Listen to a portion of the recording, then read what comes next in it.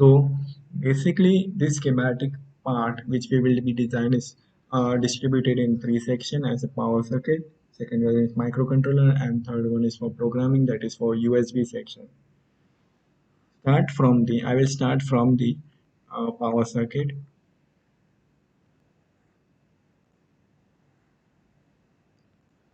So first thing we need is DC jack. So you can search for this DC jack. In my case, it is a 3 pin, like the third one is the ground, but it has 3 pins. You definitely need to refer the data sheet for that. So once I click OK, you will notice that that's is tied to my cursor. So you need to click anywhere on the sheet, like inside of the sheet, not outside. So if you click left click from the mouse, it will be released from your cursor.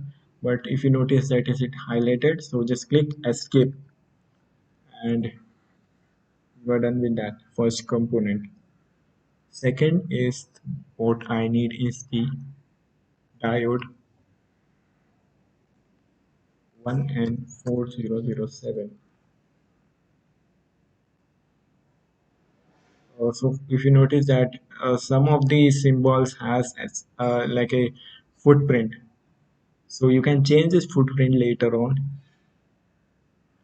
For now, just click OK. We'll do this footprint assignment later. So how I'm rotating this is just clicking R from this keyboard. So you can rotate this. Just click escape.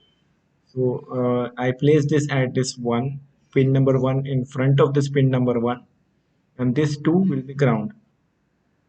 I need the AMH 1117 of 5 volt, which will regulate any voltage coming with to this above 6 volt. It will reduce it to 5 volt.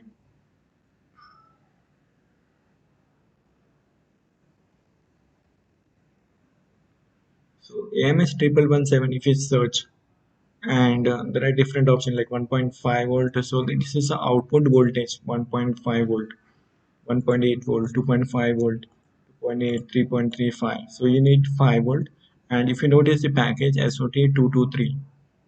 So and also this AMA triple one is a low dropout voltage regulator, and it is called as a low dropout voltage regulator because if you give 6.5 volt and it gives 5 volt at the output, so if you notice 1.5 volt as a drop, so this is a lower drop. So in any case, like if you give 6 volt, it will be like inputs will be 6 volt and you are getting 5 volt. Okay, you just click on OK and it will be tied to your cursor and you can click it. Next component I need is the polarized capacitor. You just need to search for C and you will get option of for different option. Go to polarized capacitor, this one, polarized capacitor. Just click OK. Also you can notice at the bottom if you notice this, there is a uh, description about that particular component. Just click OK. I need one more, so I will just I need one more, just click on it and you just need to copy it. So from the keyboard, just click Control C and Control V. New component will be the same value. So a new component will be like will be copied.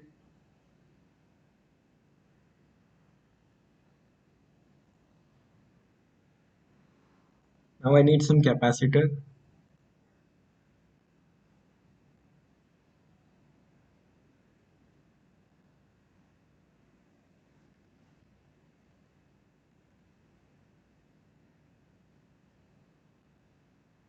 Okay. So from my point of view, I have collected most of the component from for this power circuitry. I just need a ground. Okay. So now I will just use this wire to wire them up. Start with this barrel jack. So if you need notice that if you zoom in, and it should be a proper connection. So this circle which is shown and this cross from your mouse should be perfectly fitting it at this point and at the next point. So this should be exactly at the center. It should not be in this way like if you go here and if you click here. So this is not a connection.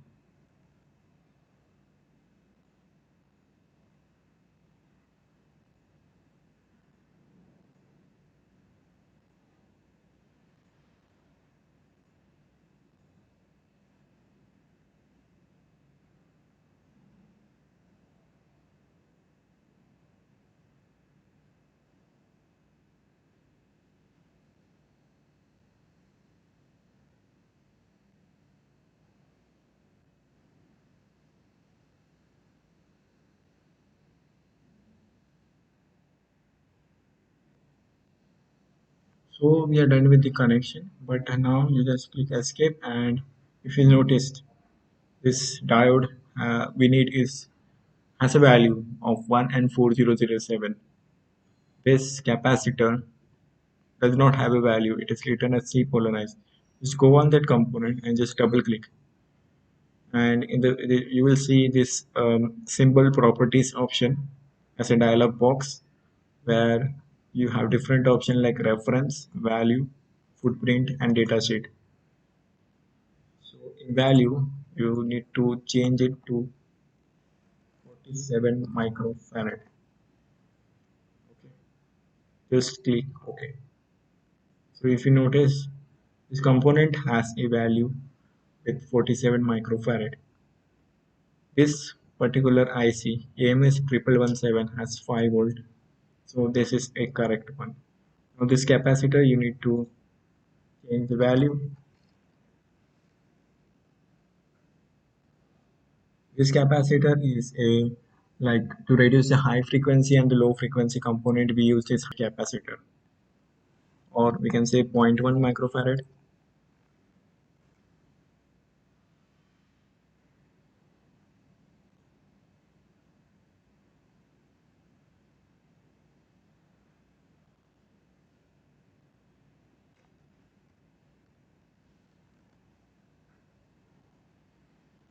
So we are done with most of the part of this power circuit. So what will happen here? Whenever you give an input to this DC jack, so this diode will have a forward current. If you see this diode 1 and 4007, it will allow a forward current to flow. But there is some one problem here that there will be a voltage drop here at this diode. So you can select a different diode like PAT86 or some different thing. The next component is like a 47 microfarad capacitor at the input and output of this particular IC to function. So this AMA triple one will provide a 5 volt, whether independent of the voltage and the input, but it should be like minimum 6 volt or 6.5 volt, I can say. This two capacitors, zero point 0.1 microfarad, are like for the reducing the high frequency component, and we will get a 5 volt at this point, so we can just have a 5 volt. So if you see this 5 volt power,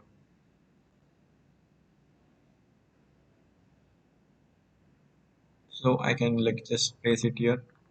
So we will getting a 5 volt. Um, but so how we will know that the power circuit is working? So I will recommend is to have a LED at this 5 volt. So we will get to know that whether the power 5 volt is working. But we will do a different test for that, whether exactly and how we can get like identify whether the 5 volt is exactly obtained as it been. I will go for a resistor.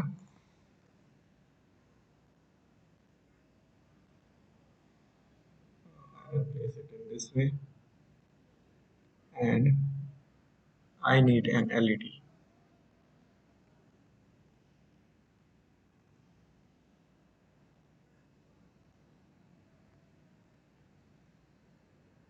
So in this way, like I can do the connection.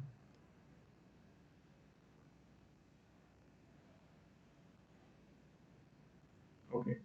But we need to give a value to that particular resistor.